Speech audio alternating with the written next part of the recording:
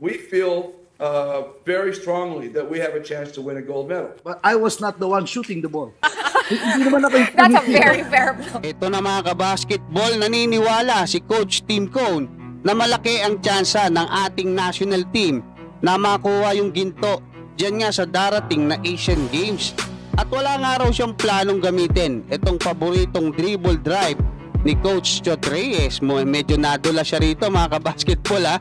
At ito namang si Coach Chot Reyes, gusto pa pala sanang mag-coach para dyan sa Asian Games para makabawi daw at dinipensahan niya yung kanyang sarili doon nga sa naganap na FIBA World Cup.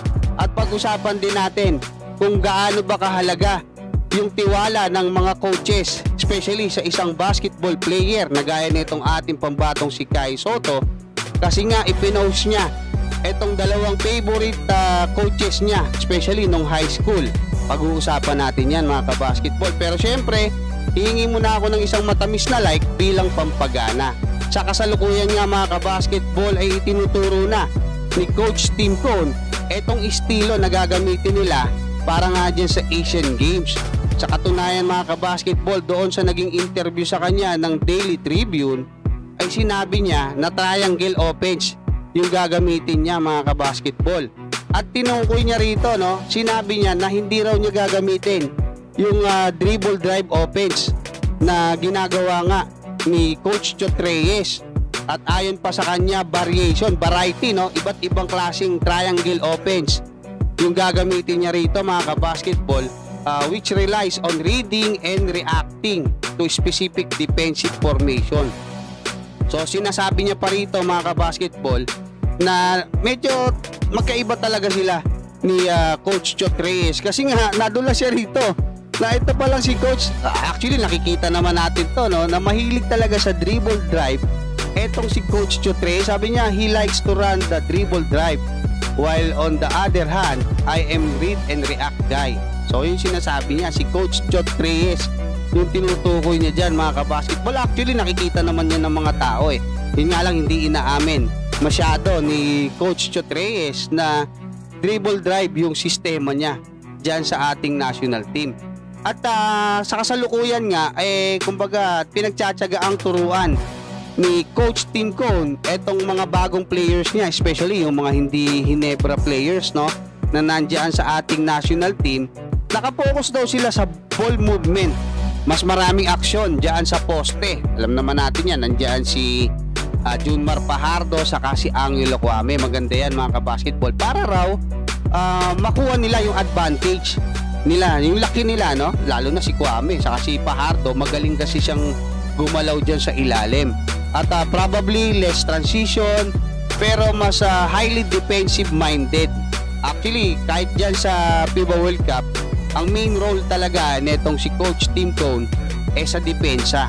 So yun mga kabasketball, at sinabi niya rin dito sa One News na naniniwala siya, pakiramdam niya malaki ang tsansa ng ating national team na makakuha yung ginto. Pero hindi yun talaga yung focus nila Kumbaga unti-unti lang, day by day, mag-i-improve sila hanggang sa yun, magiging resulta kasi yun yung makukuha natin yung ginto pagka unti-unti nag-i-improve sila, especially as a team. Dito naman sa naging interview ng One News kay Coach Chot Reyes ay dinipensahan niya yung kanyang mga kritiko, no? Dumipensa siya sa mga kritiko. Kasi nga sinasabi na masyado siyang sumandal kay Jordan Clarkson, 'di ba? Tapos mababa yung shooting ng ating national team. Pero nagulat ako sa naging sagot ni Coach Chot Reyes mga kabasketball. Alam niyo sagot niya, bakit mababa yung shooting ng ating national team? Sabi niya, hindi naman daw siya yung tumitira Diba yung mga players? Sumakit yung ulo ni Gretchen Ho mga kabasketball. At sa huli, inamin niya rin na dapat daw pala sana mas dinamihan niya yung mga players, no? Yung pool of players. So, kaya nga matagal na, no? Hindi lang naman tayo nagsasabi. Yung iba pang mga mahilig sa basketball na dapat dinamihan yung mga players na pagpipilian. Ngayon, anong nangyari? Kulang talaga kasi tayo sa shooters. Yun ang totoo dun. Kasi nga kinat pa sila Optana, 'di ba? Sila Bobby Ray Parks Jr., si Jordan Heading pinauwi na. 'Di ba? Hindi na kasi kung injured, hinintay na lang sana pero wala 'Di ba? Yan yung mga naging choices nila. So yan yung totoo diyan mga kabasketball. Patungkol naman dito sa naging post nitong ating pambatong si Kai Sotto, ay ibinida niya yung kaniyang dalawang paboritong coach mula sa high school. So alam naman natin yan sa Ateneo, saka dito sa TSF diyan sa Amerika. So ano ba yung namimiss niyan at namimiss natin mga kabasketball? Yung tiwala na ibinibigay ng mga coaches na yan dito nga sa ating pambatong si Kai Sotto. Napakahabang playing time. Hindi ko lang sure kung gaano kahaba, pero siguro around 30 minutes per game yan ang inilalaro ni Kai Sotto na hindi niya na nakukuha dito sa mga team niya ngayon.